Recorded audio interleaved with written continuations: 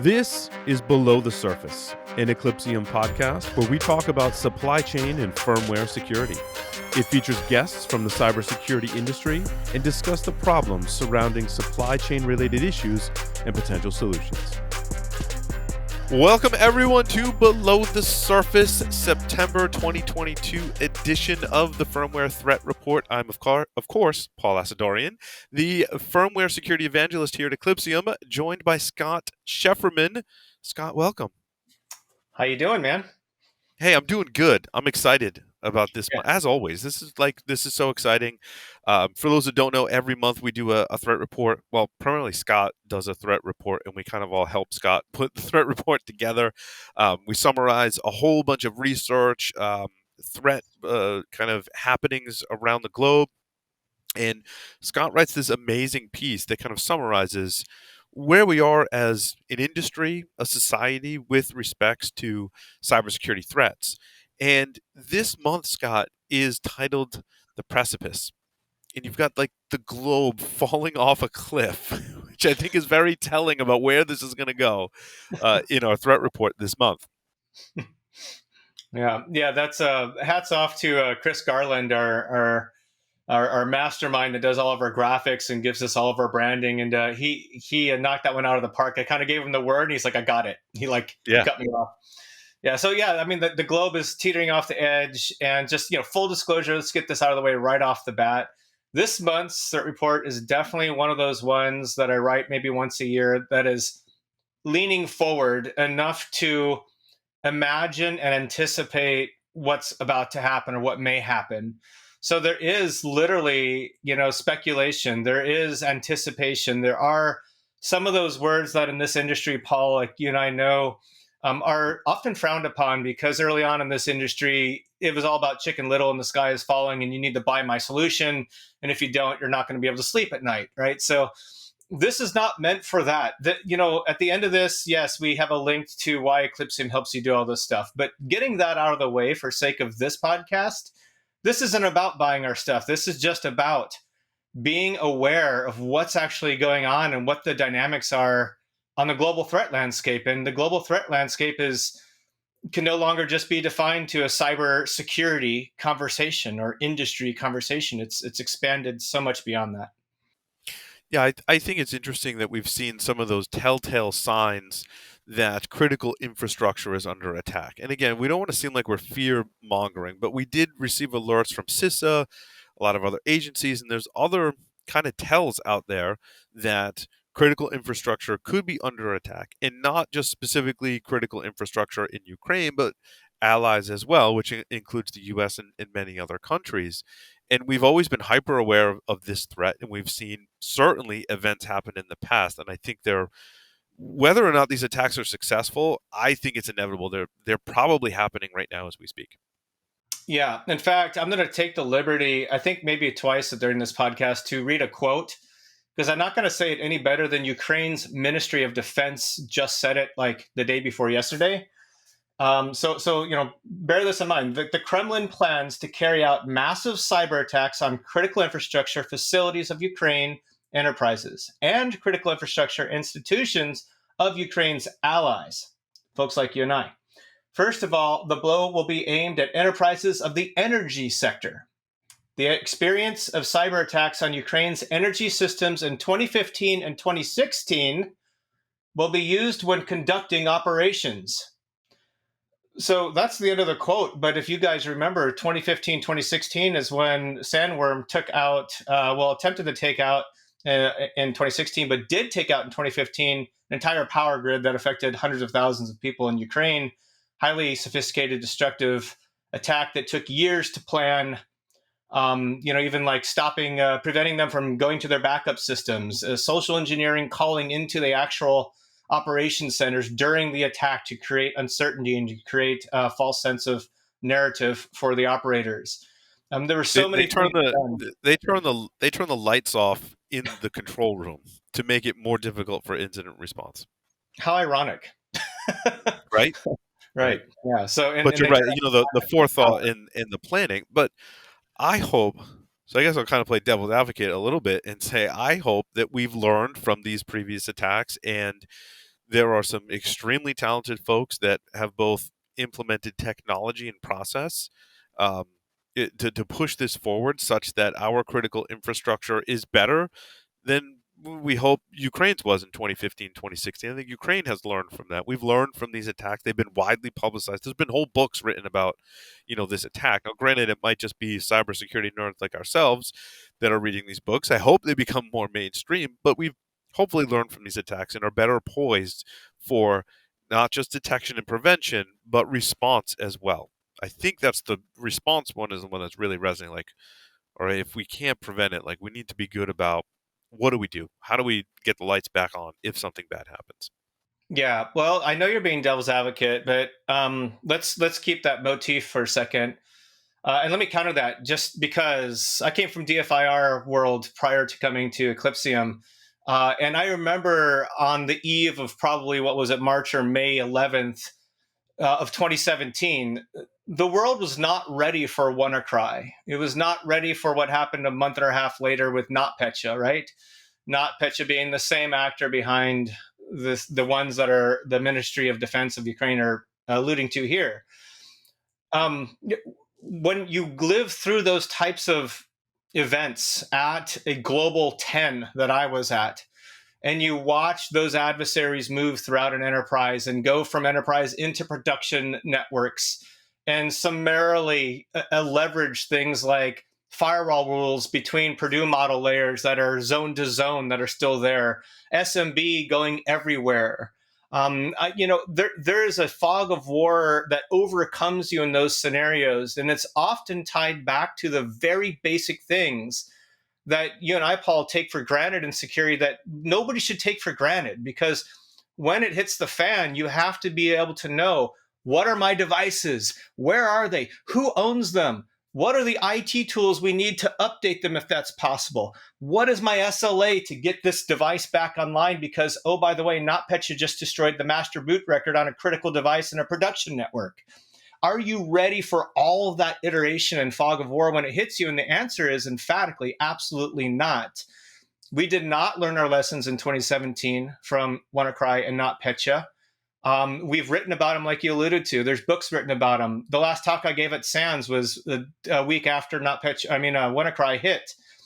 And I'm going to be speaking at SANS again, like in a week from now. And I'm going to be saying the same things I said then about being ready for this event before it happens, or these types of events. So that's your devil's advocate right back at you. Yeah, and I think it's interesting too as we this month's threat report certainly has me thinking about in the context of this particular issue how we often don't focus on the things that are, as we say, below the surface. So before the operating system is loading, there's more than just firmware. I think it's one of my realizations is that you've got things like kernel drivers and bootloaders, and even a master boot record really isn't technically firmware. That could be debated, maybe for a different time. But there are these. We tend to really focus on the operating system and above with our defenses, with our incident response, not often looking at not just the exposures but the response to what happens if something happens below. How would we detect that? How would we prevent that? And if an attacker does gain a foothold, how would we respond? It's interesting when you look at some putting together some lists of malware that are targeting specific things, such as firmware, for an example. And I come across posts, and they're like, people are like, yeah, so I got this LoJax thing. How do I get rid of it? They're like, I can't get rid of it. I'm like, you can go buy a new computer, right? But have you tabletopped that? I mean, this is an individual user, but have you tabletopped that at an enterprise? I hope that's happening. I do. Again, I'm trying to be the glimmer of hope in this world falling off of the cliff thing, but I hope we've tabletopped that. And if we haven't, I think this is a PSA to say you really should. Yeah, I mean, if you want to call to action right here, right now for this, definitely figure out how you're going to do post incident forensics on a local device that's, let's say, a critical device. Um, like when we did the trick boot research that the Conti TrickBot group was using to enumerate the UEFI to see if it has those BIOS right enable vulnerabilities that you just blogged about in your 3-part series. Those same vulnerabilities, like they were literally like a half of a line of code this long to turn that into something that could brick the device at that UEFI, call it the motherboard layer. There is no restore from backup. You cannot grab a hard drive off the shelf. Maybe you learned that lesson during NotPetya when they destroyed the MBR, and you have backup hard drives ready to go. Maybe you're that cool. But when the attackers go lower than that, you're not that cool anymore. And in this today's ICT supply chain challenge, reprovisioning a device at the motherboard level or trying to do on-site reparations to restore those components, it means indefinite downtime for production facilities. I mean, there's no other way to say that more succinctly.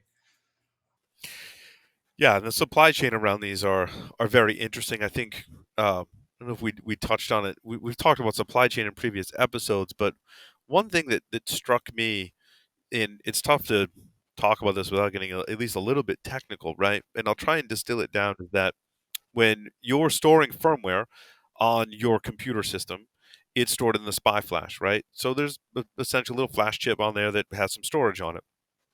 And your goal is to protect that SPI flash because it contains critical firmware and also configuration that kind of dictates that protection, how well it's protected.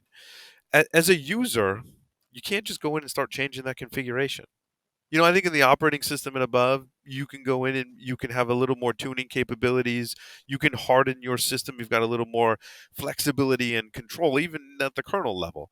When you get below that, that configuration and that software is kind of finely tuned for your system that is this complex device from many different manufacturers and supply chain.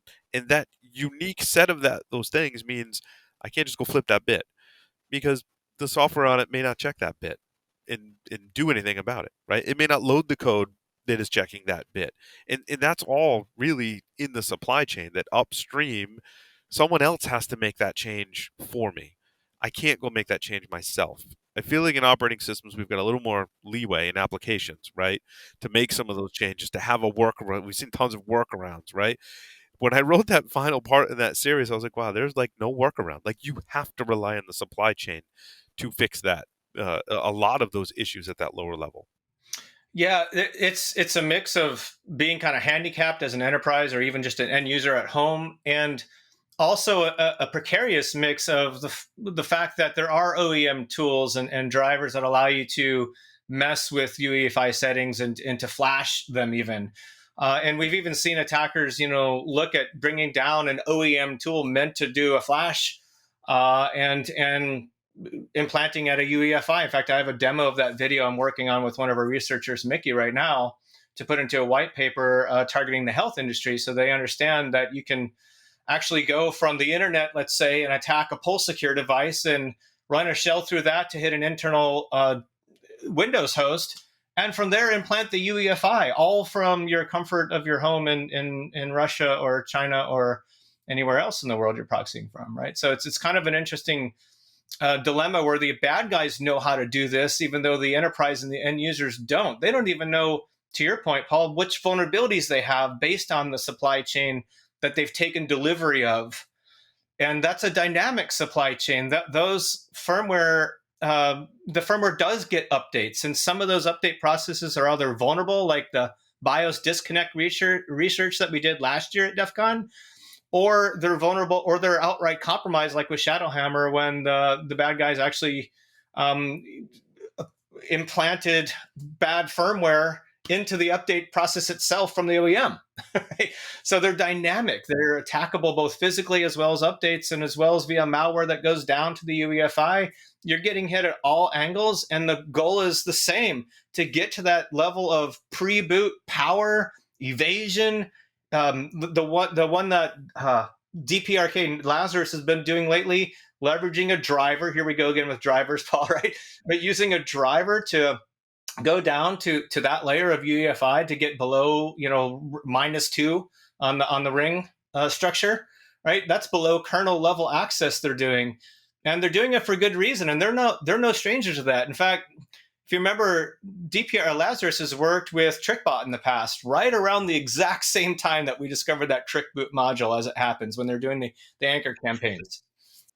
Yeah, 'cause, we were talking about this on a webinar, that John Lucades and I did, just before this recording, actually, and there from the time you push the power button on your computer to the time you're presented in a login screen, there's a lot of things that happen. If you look at those early phases, that's code running on hardware that is trusted by the rest of the boot process. And I think we've seen this month there was two like huge swaths of research. Acer was one, and Inside H2O was the other, and they both in those kind of glob of vulnerability. There was a lot of CVEs issued for the just in those two areas. A lot of them had to do with both SMM and DXE.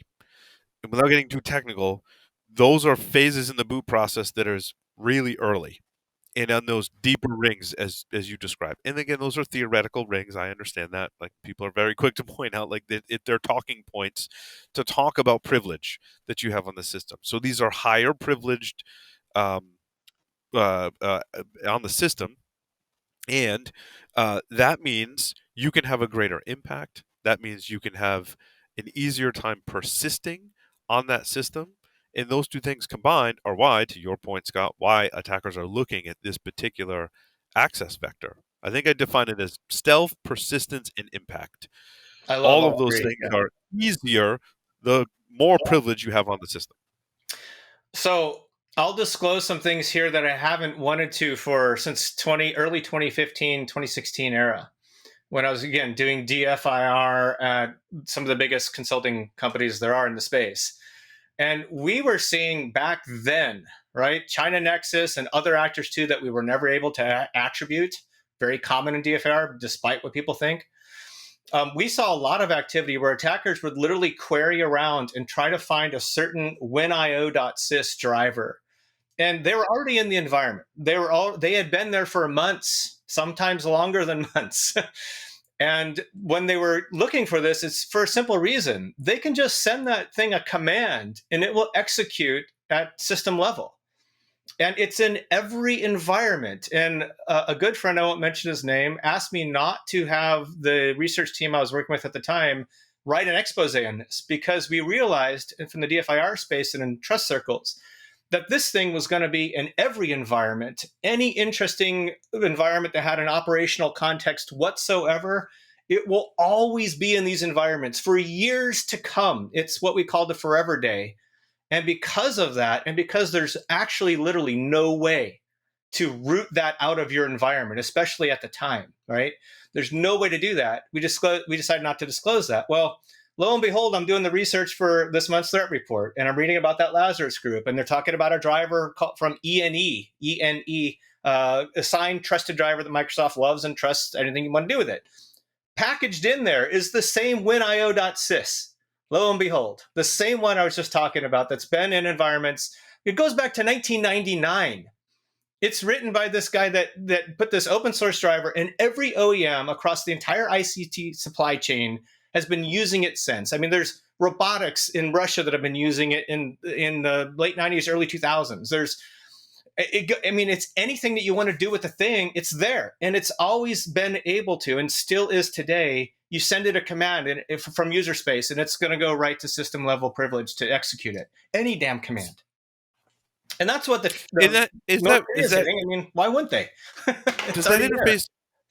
interface with the hardware, or is that specific to Yeah, just a higher privilege on the system, it's a but hard, also kernel, it's a also hardware hardware? driver. Don't quote me here, but when I did my research in 2015, that the gentleman's website that authored it, I think he is a Polish gentleman or maybe Hungarian. Um, it's I think it's an audio driver if I remember right. Ultimately, it had to I do got you. with enabling that kind of level of access. Yeah, I mean we've seen that drivers are definitely in the mix of allowing a non-privileged user not just privileges, but if it's the right driver, access to hardware to then persist at these lower levels.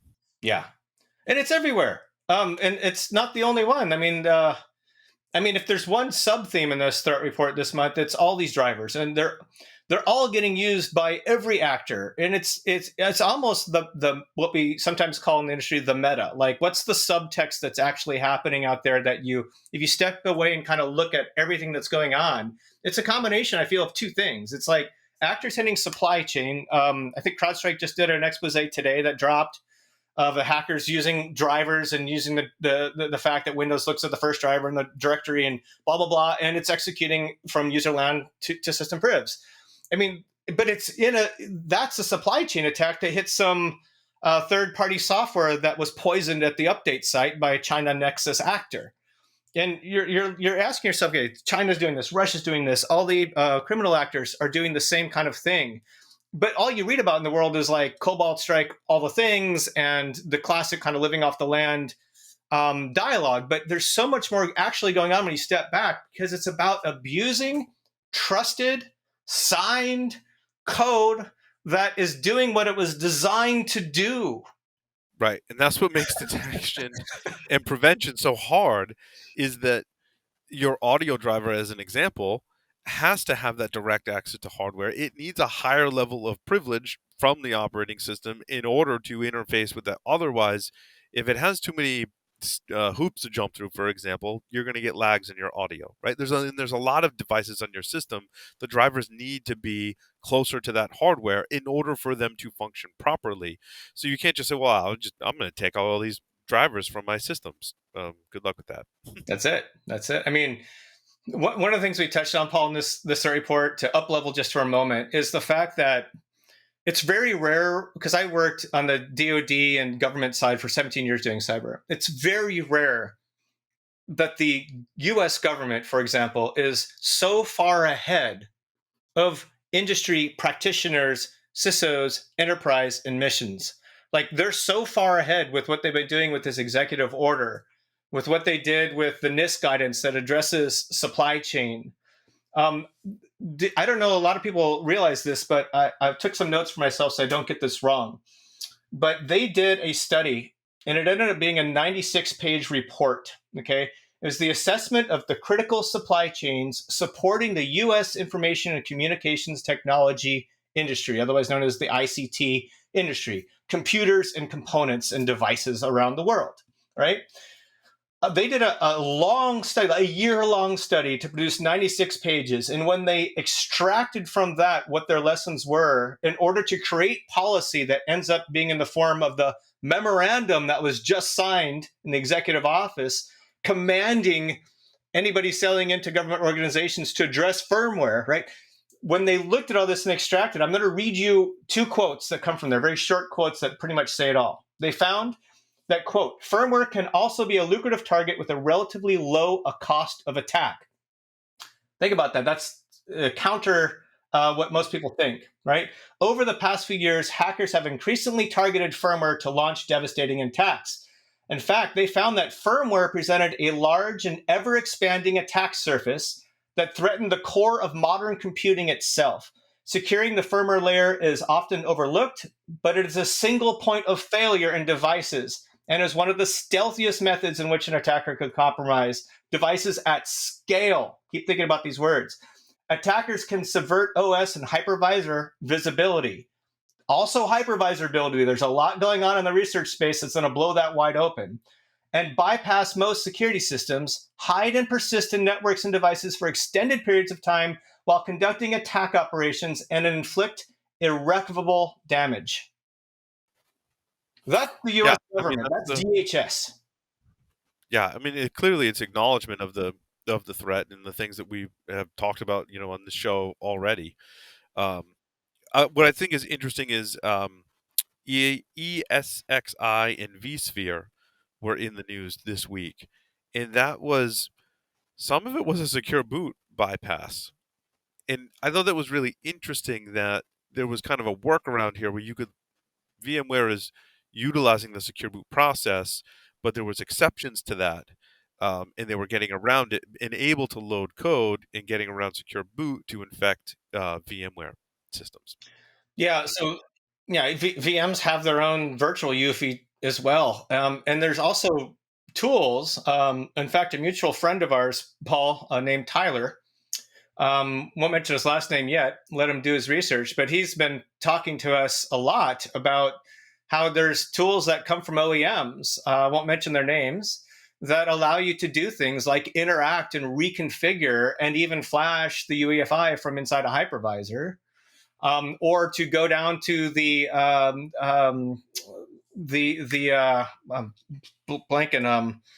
BMCs, baseboard management controllers, and actually configure that from a if attacker can get into a VIB image at that low level you just described, they can load those tools, they can do those things, and guess what the worst part is? There's hardly any logging anybody's doing on that.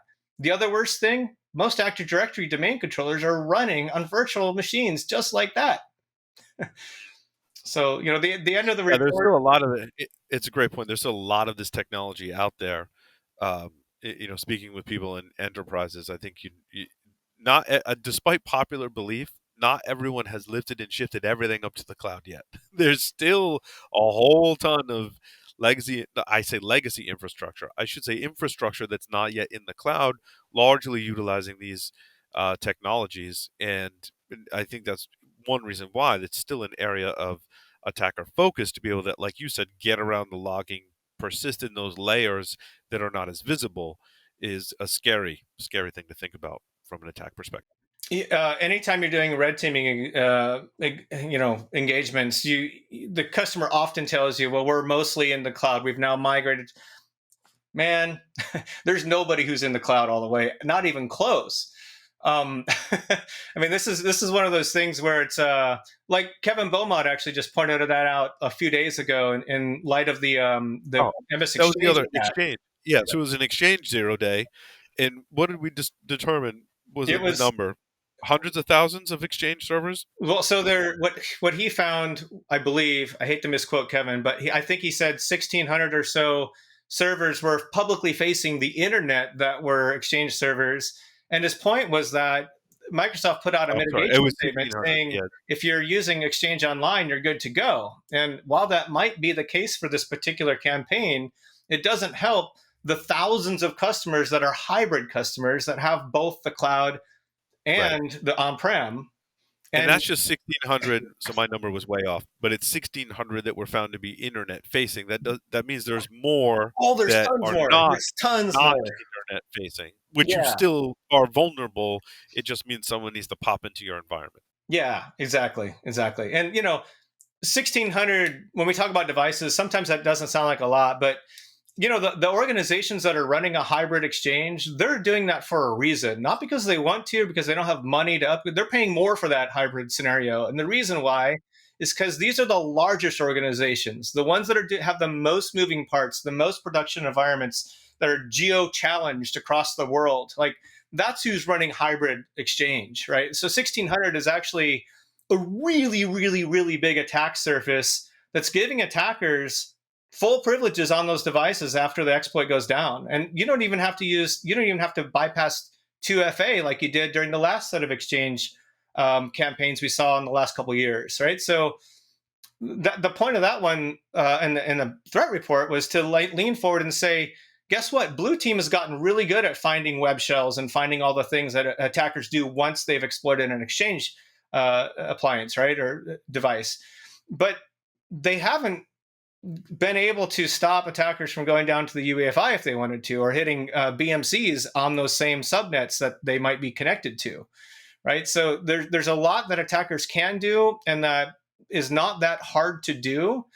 And some of these attackers, even though everybody and their cousin is attacking these exchange servers right now, some of these attackers, APTs in particular, are more than adept at being able to remotely attack exchange, leverage the privilege to either go down to the UEFI or BMC and target other devices in that manner. Scott, was there anything in the resources of the threat report as we scroll down? I think we talked about a lot of threats in the wild and gave that some pretty good coverage. Was there anything else in there that you think we should cover?